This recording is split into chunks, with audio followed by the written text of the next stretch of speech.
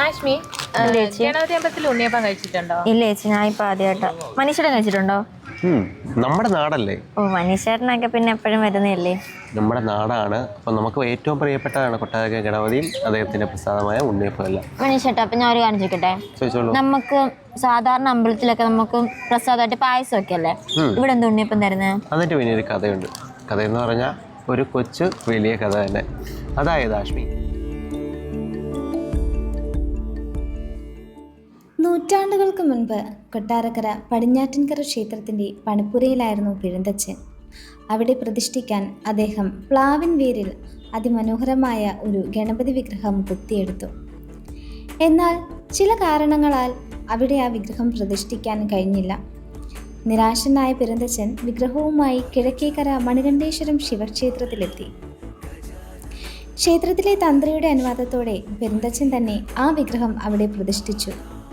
വിഗ്രഹം വെച്ച് കഴിഞ്ഞപ്പോൾ അദ്ദേഹം തന്ത്രിയോട് ചോദിച്ചു, ഉണ്ണി ഗണപതിക്ക് വിശക്കുന്നുണ്ടാകും, നിവേദിക്കാൻ എന്തുണ്ട്? തന്ത്രി അപ്പോൾ തയ്യാറാക്കി വെച്ചിരുന്ന 7 ഉണ്ണിയപ്പങ്ങൾ ഒരു ഈർക്കിലിൽ കോർത്ത് പെരുന്തച്ഛൻ നൽകി.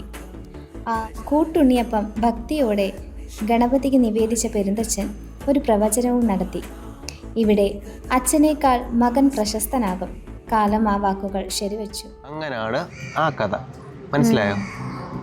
ആഷ്മി, എന്തോ ഉണ്ണിയപ്പത്തിന്റെ കഥയൊക്കെ നിനക്ക് ഇഷ്ടമായല്ലോ. ഉണ്ണിയപ്പം ഇഷ്ടമായി. ഉണ്ണിയപ്പാണോ ഇഷ്ടം, ഗണപതിയാണോ? ചേച്ചി, അങ്ങനെ ചോദിച്ച ടാസ്ക് ആവും. നമ്മൾ ഇവിടെ വന്നതുകൊണ്ടല്ലേ ഉണ്ണിയപ്പം കിട്ടിയത്. ഗണപതിയെ കാണാൻ വന്നപ്പോഴല്ലേ ഉണ്ണിയപ്പം കിട്ടിയേ. അപ്പൊ ഗണപതി ഇഷ്ടമാണ്, ഉണ്ണിയപ്പം ഇഷ്ടം. അപ്പൊ നമുക്ക് ഈ വരുന്നവരോടുകൂടി ചോദിച്ചാലോ?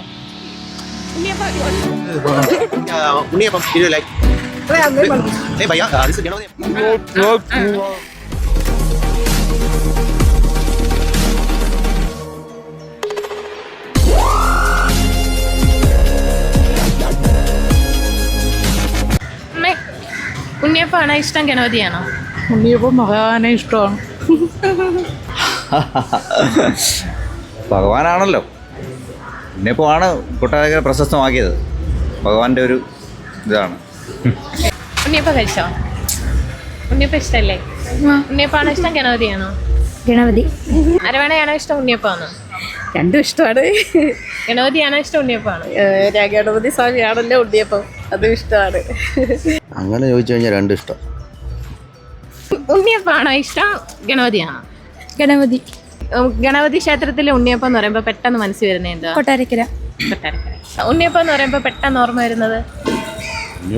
നമ്മൾ പണ്ട് പോലെ അമ്പലത്തിലേക്ക് വരുമ്പോൾ കിട്ടുന്നുണ്ട്. നല്ലൊരു മധുരമുള്ളൊരു പലഹാരമാണ്. വിശ്വാസത്തിന്റെ ഭാഗമായിട്ടാണോ അതോ ഒരു ഭക്ഷണമായിട്ടാണോ? നമ്മൾ വഴിപാട് നടത്തൂലേ, വഴിപാട് നടത്തുമ്പോഴത്തേക്ക് അർച്ചന കിട്ടുന്നത് അതിനകത്ത് പ്രസാദമായിട്ട് തരുന്നത് കൊണ്ട് നമുക്ക് ഇഷ്ടമാണ്, കഴിക്കാൻ ഇഷ്ടമാണ്. പ്രസാദമായിട്ട് കിട്ടുന്നതുകൊണ്ട് അതിനോട് ഇഷ്ടം. കദളിപ്പഴവും ശർക്കരയും പശുവിൻ നെയ്യും ചേർത്ത ആ പ്രത്യേക സ്വാദ്, ഇത് വെറുമൊരു മധുര പലഹാരമല്ല, ലക്ഷക്കണക്കിന് ഭക്തരുടെ വിശ്വാസമാണ്. ഇന്നും കൊട്ടാരക്കര ഗണപതിയുടെ നടയിൽ അപ്പം വാർക്കുന്ന അടുപ്പ് അണയാറേയില്ല. വിഘ്നങ്ങൾ നീക്കുന്ന ഉണ്ണി ഗണപതിയുടെ തിരുമുന്നിൽ ഈ മധുര നിവേദ്യം ഇനിയും തലമുറകളിലേക്ക് പകർന്നു നൽകപ്പെടും.